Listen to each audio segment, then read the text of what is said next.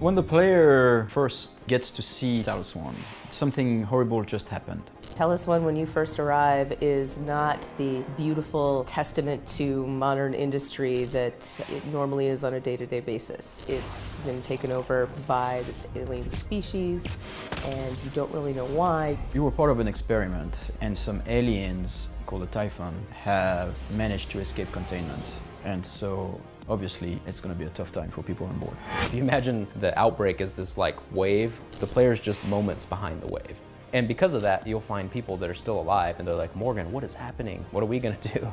How are we gonna get off the space station? Talos 1 Space Station is an amazing sandbox. We have a huge diversity of locations, from things that feel like corporate offices, dormitories, industrial areas. Then you can go outside the station and float around in zero-G. I mean, it's just really cool. And we have spaces inside the station that have zero-G.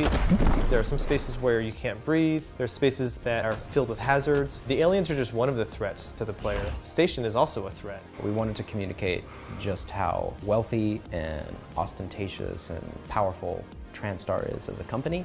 It's a private company. They're not going to be like stripped out utilitarian, especially if they want to attract all the brightest minds up there. The materials that you find are very uncommon to what you would expect in space. It just goes to show that they spared no expense to ship the marble and the wood and the gold up into outer space. They didn't just fake it. We also went over the top in terms of size and volume of that place, because that's the ultimate luxury, right? When you have a space station, you have like a lot of space just here to impress the visitor. It's not all the shiny veneer of the corporation, right? The space station is built in layers, kind of like an onion, and the closer to the center you go, the more you get to the actual reason why the space station is there. You get to the laboratories and the secret stuff they don't want everyone to know about.